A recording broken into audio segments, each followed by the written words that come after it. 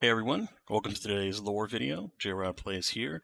I decided to make a lore video today because of the recent Veil Containment lore that's been revealed. I just got done watching a Myelin Games video, and he did a great job of kind of trying to tie together some of the lore, but he mentioned the reveal as if it was some kind of a surprise, and I just kind of wanted to go over why I wasn't surprised that the reveal happened the way that it was. And of course, without spoiling anything, of course, I want to go into detail after I show you the lore. If you want to experience it yourself, you just have to hop into Neomuna. Bottom left, there's the new Veil Containment lore tab there that you can click on. You just go straight there and then click on the computer and it'll give you the new lore. I'm going to go ahead and play that now so that way you can see what I'm talking about. Chioma Esi. Research log. Lakshmi 2. What? Maya's... I don't even know what to say. I'd recused myself from further experiments. Told her to take some time off. She refused. And the minute I wasn't there, she started hauling the brain-dead exos out of cold storage, hooking them up to the Veil interface.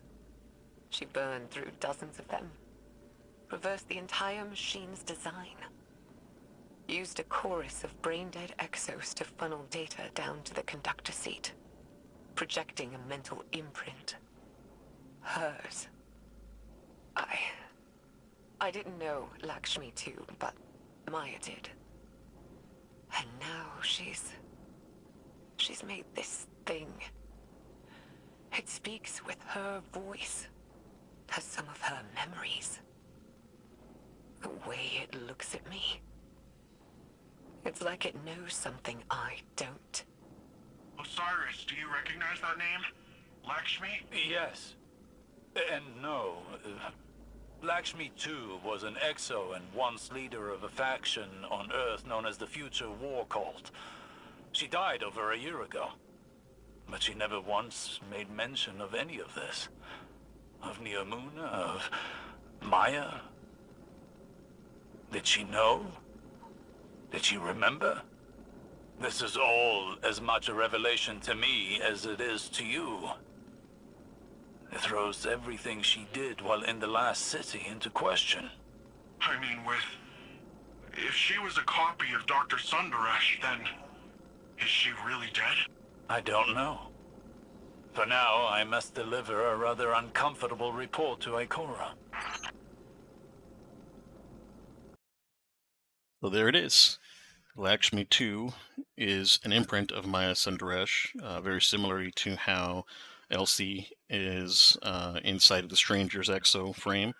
And so it might be a little bit different in the sense that it wasn't a proper imprint the way that Clovis Bray would do it. It was done using the veil itself and not just the clarity and the clarity machinery that he set up on Europa.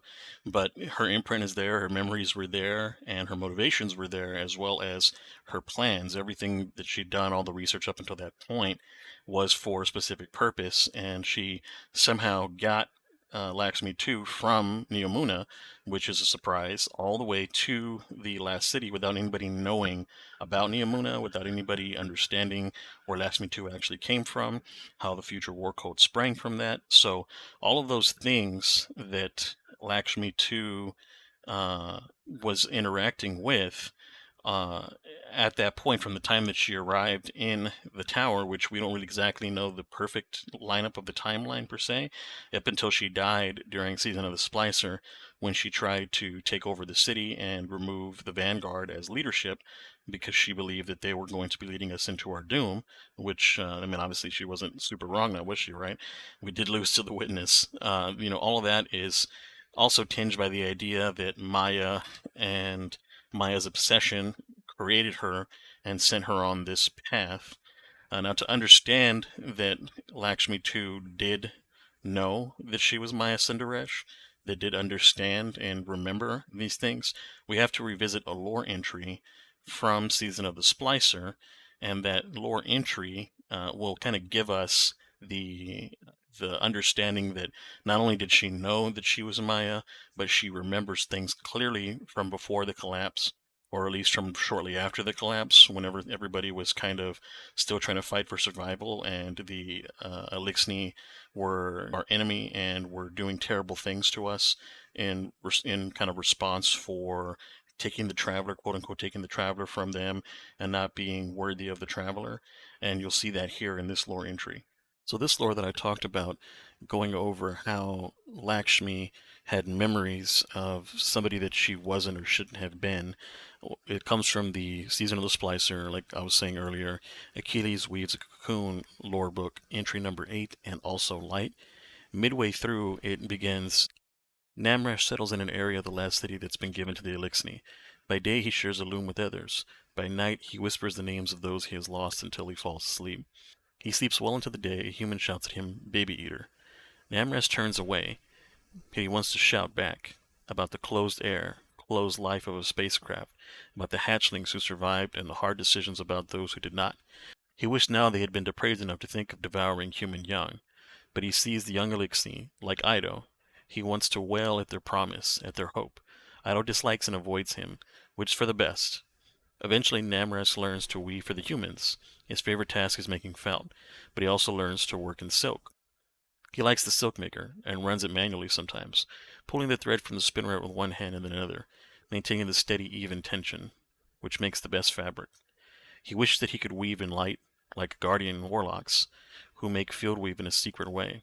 Maybe Miskrax will learn how to do that. One day, a machine comes to his market stall. He combs at his shell nervously. The machine humans are called exos. They remind him of the Vex. It is easier to look at their armored shapes than the unsettling softness of the humans in Two Soul Awoken. This exo wears a colorful mantle. I recognize you, the machine says. He quails. Namrash sells fabric, he croaks, pretending not to understand. Namrash, she laughs quietly. I'm an old, empty weaver. Almost as old as you, I think. But unlike most of my kind, I remember London. And you. He holds a bolt of fabric between them. She catches two of his hands. Her machine flesh is warmer than his. Timelines are born from each moment. We live on one thread, woven into a vast tapestry. But what has happened between us, on this thread, is fixed. You cannot run from it. You are a butcher. You and I are still at war, she rasps. She releases his hands. He stares at her, breathing hard. Ether smokes from his mouth. He playfully taps on all four of his hands. I am named for an ancient goddess, she says, with as many arms as you. In her hands are Dharma, Karma, Artha, and Moska.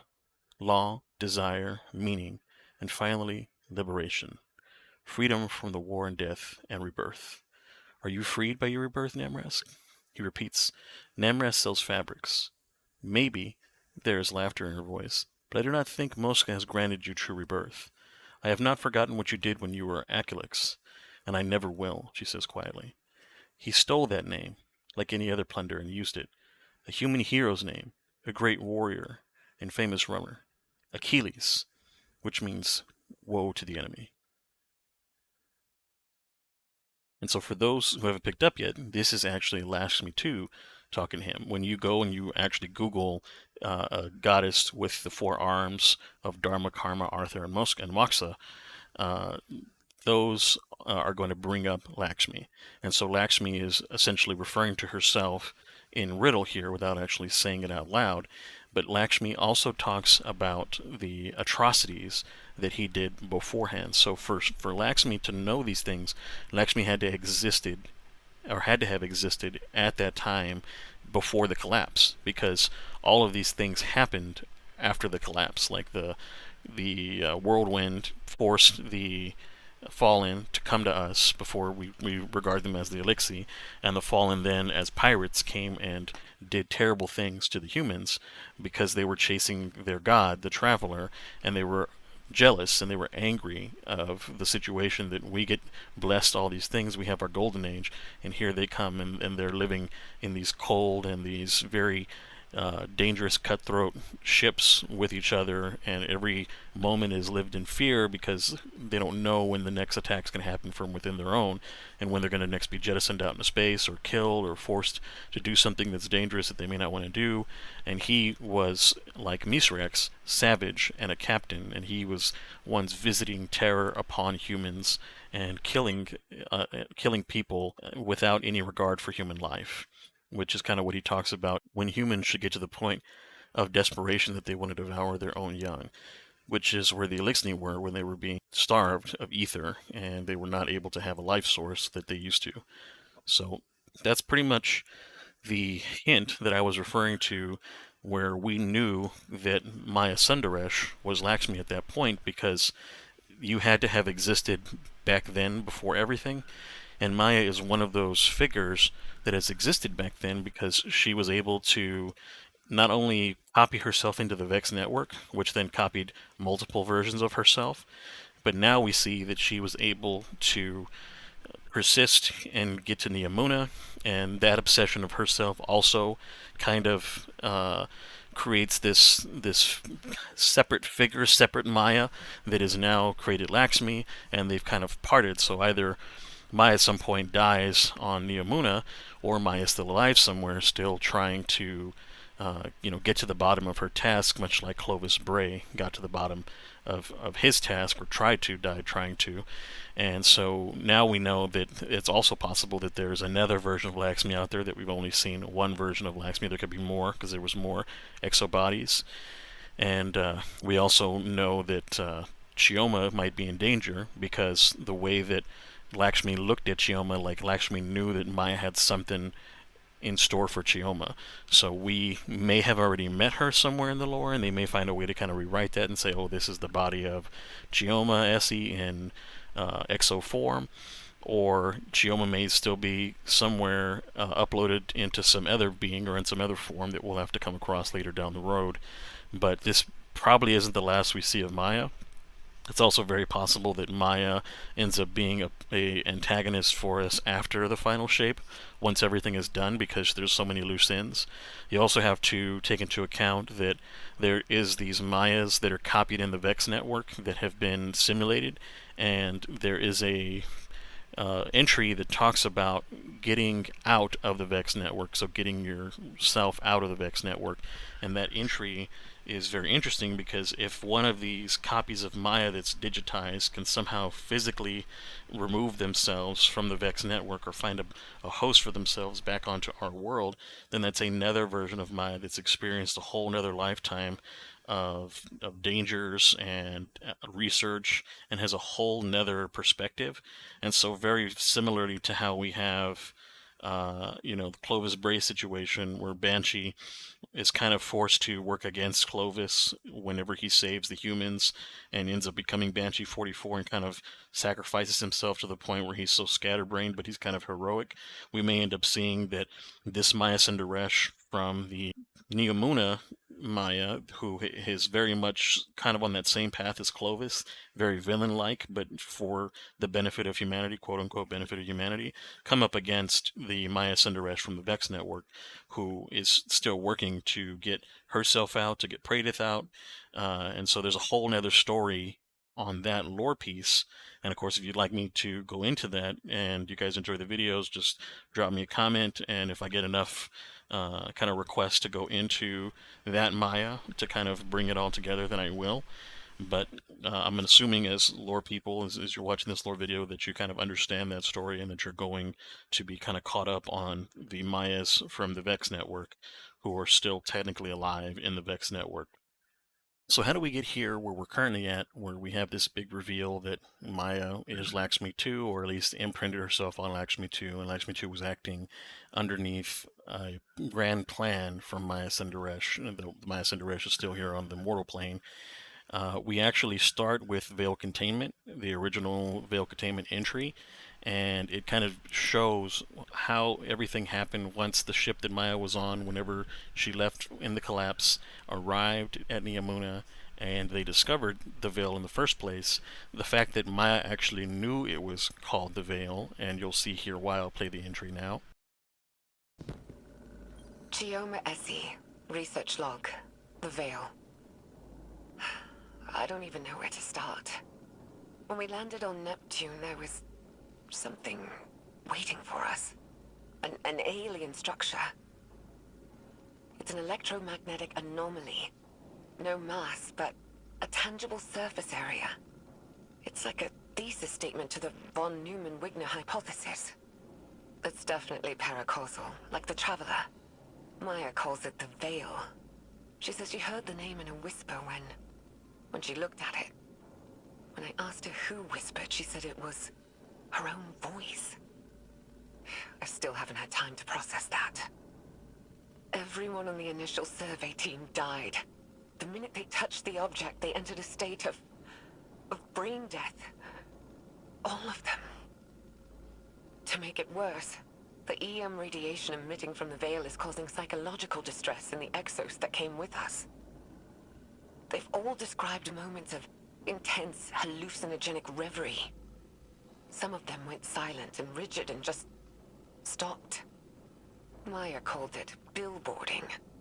Something from the early days of Clovis Bray's Exomind project. She doesn't seem afraid or surprised. She's convinced this thing, in her own words, she says, it'll be our salvation. So there is one important aspect of this entry that I want to touch on first, is the fact that, again, Maya knew that it was called the Veil because she whispered it in a voice she heard from herself. But it's very similar to how a lot of the artifacts around darkness worked on the moon, with the teams that were experiencing a lot of the similar symptoms. For example, Clovis Bray had a very similar instance where he had that epiphany of clarity, and it can easily be connected that this is the witness connecting himself through the Veil to Maya and starting to plant the seed to force Maya down this direction. So now all these three people that are kind of intertwined in this, Osiris being one who was being manipulated by Savathun in the darkness in a way.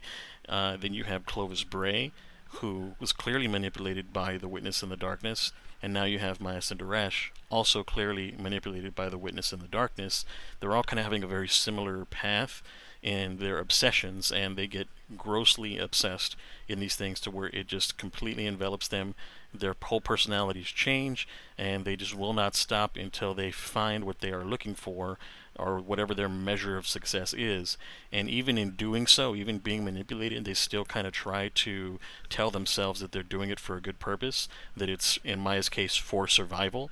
In Clovis's case, it was, of course, to meet his end of becoming the one being that is able to outgrow himself and become the kind of the center of the known universe by spreading his DNA and creating this perfect main family line. That was his initial desire, and in doing so he created the Exos and so on and so forth. And now these things are kind of layering because Maya Sundaresh is now interacting with these Exos, and it's kind of becoming this interlocking story that's all leading into the same place too, that's kind of also circling back to the witness. So there's a lot of layers on this, which is really awesome. And I'm going to go ahead and play the next entry so that you can see how Maya gets there. She gets the whisper, so clearly now the darkness is beginning to influence her, and then what she does with that information. Chioma Esi, research log.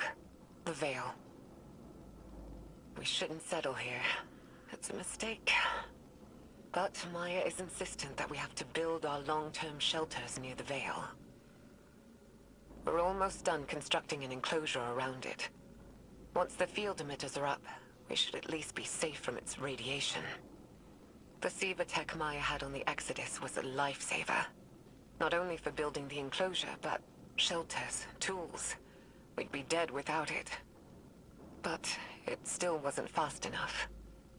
The last XO in our group succumbed to brain death yesterday. Maya's quarantined the bodies for study. She says our next step should be finding a way to draw power from the Veil so we're self-sufficient. I'm insisting on turbines instead. But she doesn't think that's good enough. Not for as long term as this might be. Which I guess. But I can't shake this feeling. Like we're making a terrible mistake. I'm not getting a good vibe from this. Quinn says these records contradict some of her own. But there's a ton of references to Maya Sundaresh in our archives that are redacted. I'm worried, Osiris. What if everything we've been told our whole lives? What if it was all a lie? Don't despair yet, young friend. The truth may be somewhere between these logs and what you've been told in the past. In my experience, history can be contradictory. Regardless, we won't know until we decrypt more of these logs. So here we have now Maya Sundaresh fully obsessed with the Veil and what she's trying to do with it, to the point where she won't even go far from it. So they're building encampments using SIVA technology so that they can survive the radiation that it gives off, so they can survive out in the climate that they're in. We don't know exactly what the world looked like at the time that she was building these enclosures, because all of this is now built around the Veil and the city is up, so we don't know how it looked like when they first initially landed here. But we do know that she's completely obsessed, that she has now gathered all the exos and is doing research on them, because the exos themselves have become this brain dead form, as they call billboarding, essentially being wiped like a hard drive too close to a powerful magnet, and now they're these empty canvases for her to experiment on. And she is now kind of again obsessed with this idea that something with the Veil can not only be used as a power source, but there's something more beyond it, something additional. And so this is where they go to begin to discover that the Veil has data, information that can be used, that can be kind of taken from the Veil. And the way that they get there is, you'll see, as Maya continues her research into the Veil, and she is getting more and more clues based on the things that she does on how the Veil can operate for her desires. And you'll see in this next entry. Chioma Esi, research log, Exos. Maya and I have built a working theory around the deaths of our Exo crewmates after their exposure to the Veil. According to Maya, Exo minds contain a combination of Vex radiolaria and something known as clarity. Radiolaria are alien microorganisms living within a hive mind state. Or, I suppose more accurately, a community. Clarity is, Maya described it as a paracausal power derived from an alien artifact. Something Braytech had kept secret. Something Maya thinks the Veil and this artifact are related.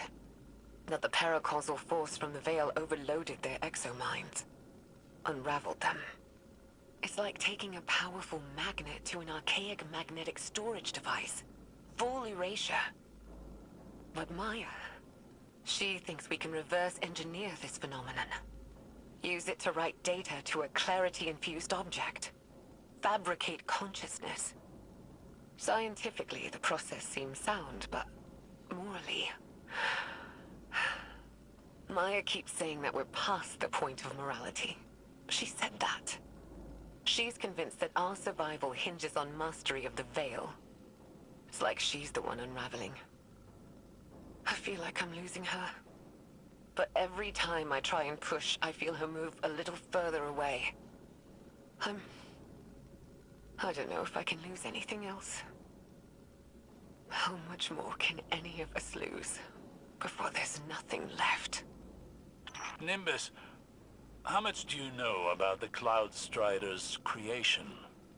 The technology used? You don't think... I make no assertions yet. But I worry that your neon-lit city may have darker roots than either of us knew. Oh.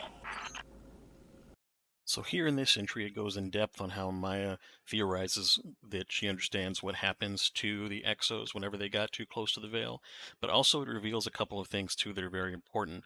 Number one, her behavior is very similar to the crew at the K1 artifact, which I kind of alluded to earlier, and it's also very similar story of those who get exposed to the darkness and get the whispers, become obsessed, and they just become completely attached to their own detriment to whatever that goal is that the darkness sets them off to. And so here now she's working on these exos and finding a way to manipulate the data within the Veil. Number one, she already knows it's called the Veil. She understands about clarity. She knows about Clovis Bray's secretive technology and the paracausal nature of it, and she doesn't explain why she knows this. The Lord doesn't explain it either.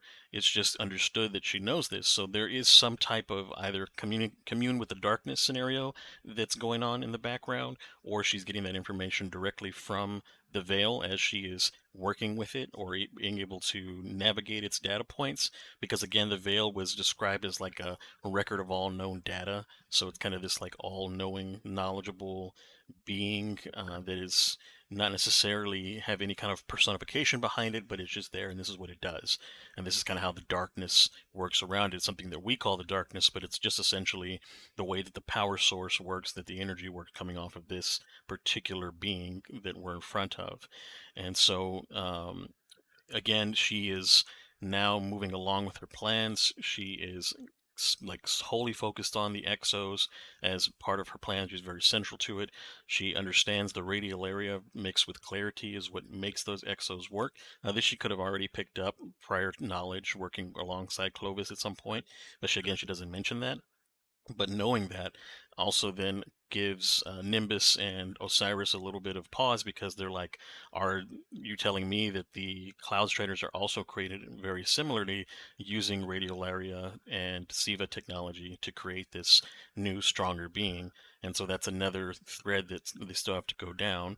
And from here, the next portion shows how she is now not only advancing in her research, but she has gotten to the point where, as Chioma says, she's unraveling to the point where her morality doesn't matter. Like she says, it doesn't matter what's right or wrong. It just matters that we meet the goal. So now she's going full on Clovis because Clovis was the same way. Morality to him was unimportant as long as he met the goal and humanity was quote unquote saved or preserved. And so now she is doing the same thing. As long as they are saved or preserved, it doesn't matter what she has to sacrifice. And her research moves along, and you'll see that in the next entry. Chioma Esi. Research log. Veil interface. Maya and I have finalized a prototype interface for the Veil. Hopefully it'll allow our research team to investigate it in detail. The system's designed like an orchestra, with a central conductor directing a symphony of minds to act like a distributed network. The idea came to us by watching how collective networks like Siva and the Vex operate. The hope is we can aggregate and parse the vast amounts of psychic data emitting from the Veil, turn it into something intelligible. If we're successful, the interface will provide us with a starting point for any future technological research tied to the Veil. The risks of such integration are high. The estimated mortality rates are... But I don't know what I'm doing. This is wrong. This is so wrong. We shouldn't... All she ever talks about is survival. Think big picture. What about your survival? What about your heart? My heart? I can't keep doing this. I can't.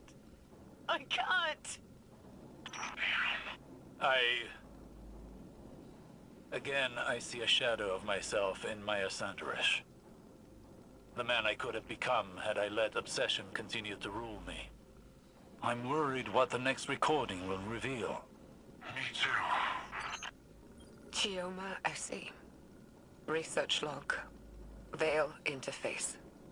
Supplemental. They're all dead. Chorus. Conductor. Everyone. It was too much. Swept their minds away like grains of sand on a beach. They're all dead. Maya called it valuable data points. Wellsprings and rivers are something. What have I done? Dead. This killed their entire research team, but it sounds like... It's like... Like their lives held no value to Dr. Sundaresh. There's a troubling symmetry with data we've recovered from Titan. Data on the origin of the witness. It too was once multiple people that became conjoined by the way of some sort of ritual with the Veil. Perhaps a conductor and a chorus.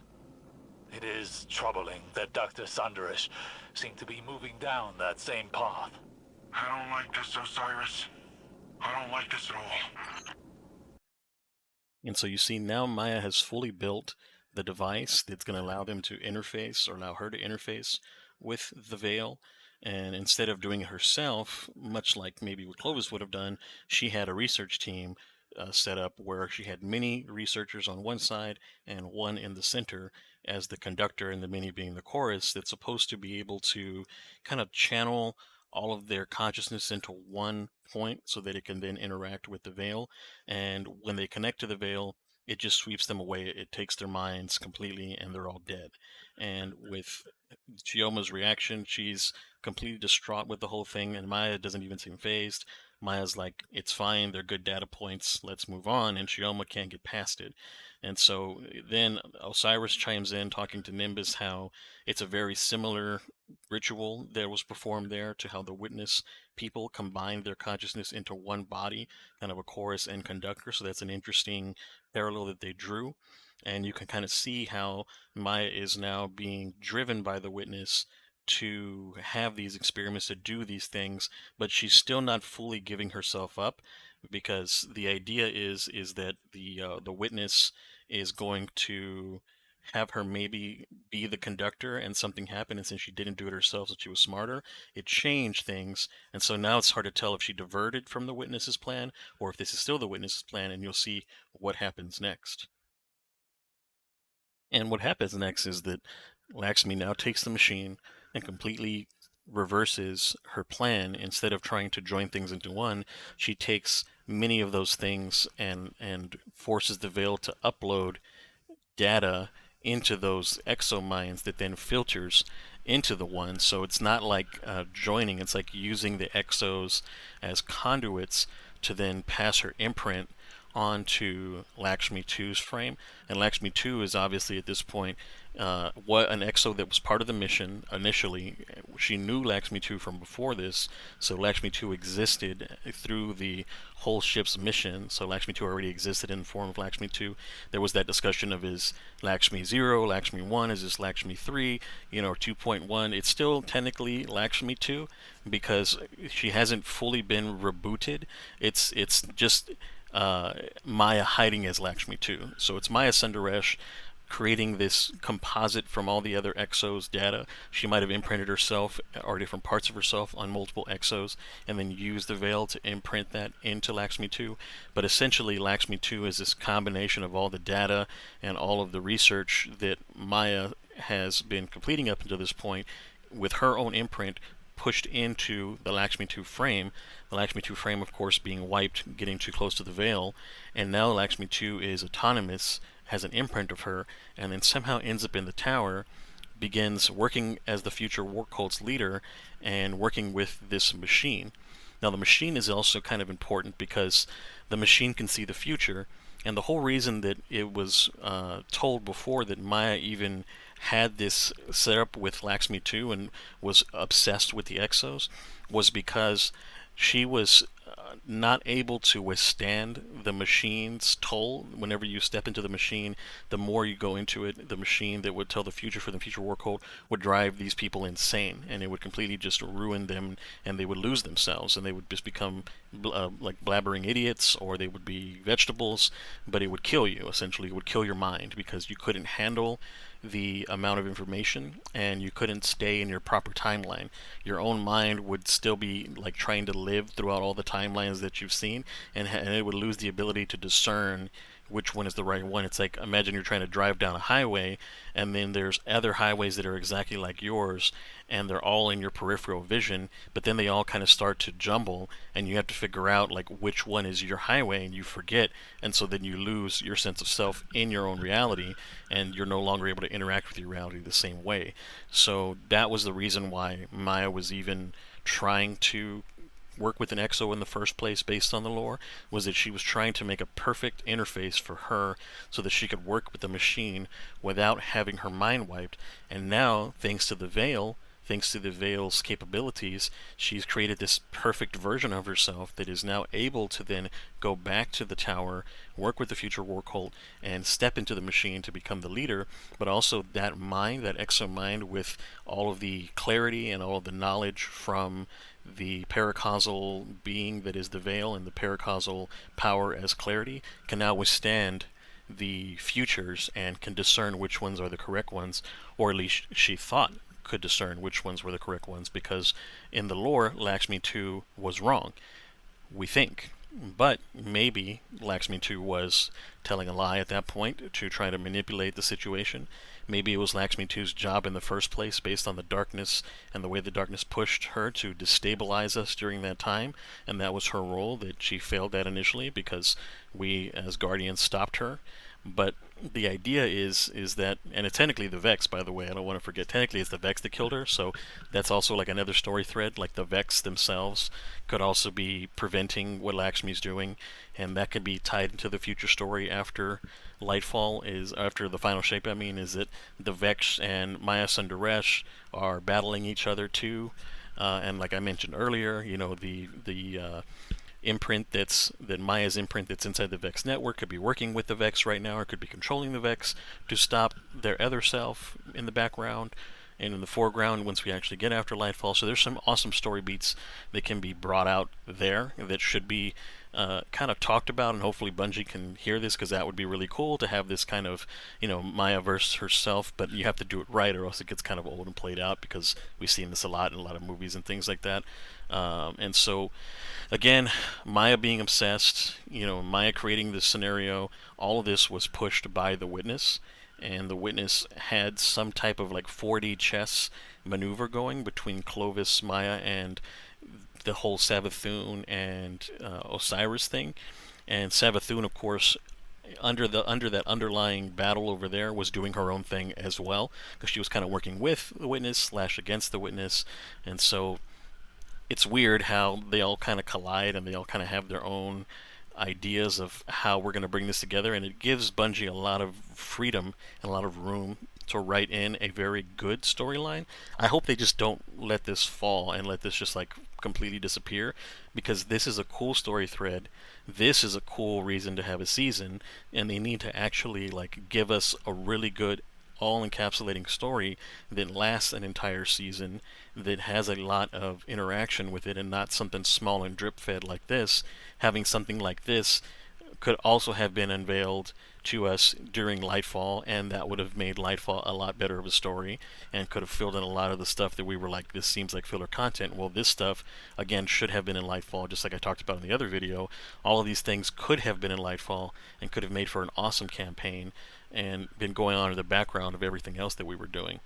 So, the future from here, I want to see, the story points I want to see them explore upon is, what are the connections between Maya and Clovis, like we talked about? How did she know those things, if they could expound on that?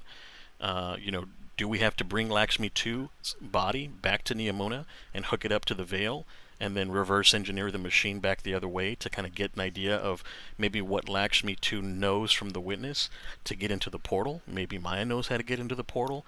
Maybe Maya knows how to make the portal. We don't know these things yet. So those are kind of the things that I want to explore. And then lastly, of course, when Lakshmi looks at Chioma, obviously she's looking at her as Maya, so she obviously still kind of cares for and loves Chioma. But she also has that weird, like, I love you too much that I'm not going to let you go type of vibe about her now. So is she going to put Chioma into an EXO? Is she going to put Chioma into the Vex network? You know what I mean? Could it be Chioma that ends up battling Maya to try to fix what she helped Maya do later on? And that's kind of who we're going to end up bringing back, because we still don't know Chioma's fate. So those are the things that I really hope Bungie gets right. If I were a story writer and storyteller, that's where I would go. I would really make sure these stories are awesome, and I would try to find a way to incorporate them into the game more, and not just into a screen that you click on. But it is what it is. That was their decision.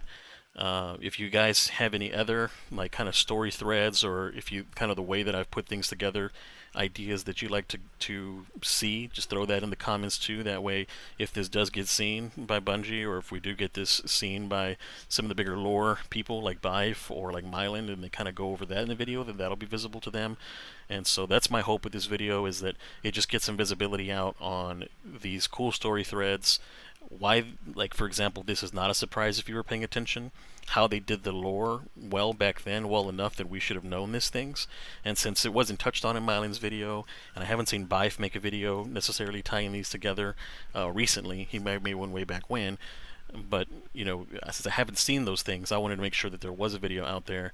And I'm going to be posting this on the lore, the Destiny lore subreddit, so hopefully, you know, they can also help spread this, and we'll be able to get Bungie to push the writing team to tie these together properly, or at least let the writing team's work come through and have these corporate suits that are in the way of the writing team sometimes pushing all of this all out at once. Like, they really need to get on it if they're going to save the game, because of the way that the state of Destiny is.